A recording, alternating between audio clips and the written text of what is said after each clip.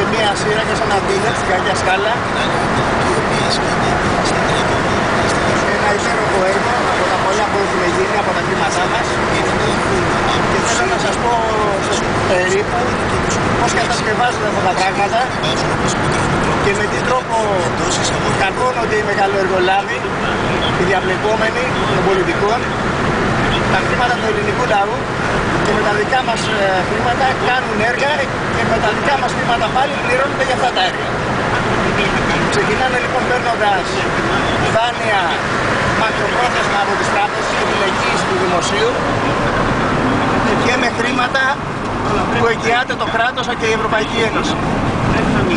Φτιάχνουν τα έργα σε κάποιο χρονικό διάστημα, ενδιάμεσα τελειώνοντας ένα κομμάτι, ξαναπαίρνουν πάλι λεφτά, δεν βάζουν από την τσέπη τους, τελειώνουν το κομμάτι αυτό της Κακιάς Σκάλας, ξαναπαίρνουν από την τράπεζα ένα άλλο δάνειο.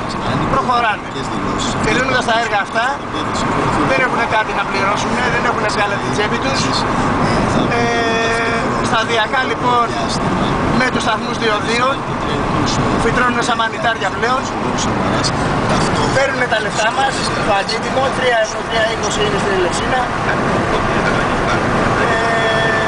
και σιγά σιγά αποπληρώνουν τα δάνεια που έχουν πάρει με την εγγύηση πάλι του κράτους.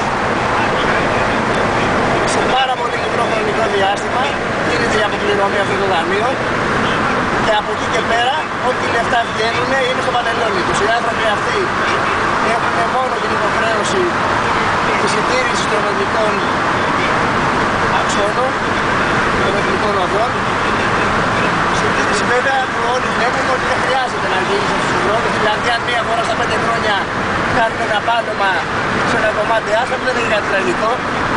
Είναι πάρα πολλά τα εκατομμύρια ευρώ που εισπράττουν μηνιαίως και ετησίως. Είναι πάρα πολλά τα λεφτά που βάζουν στην άκρη. Γι' αυτό λοιπόν έχουν πάρα πολλές επιχειρήσεις. Είναι εργολάβοι, μεγαλοεργολάβοι, έχουν σταθμούς τηλεοπτικούς, έχουν εφημερίδες.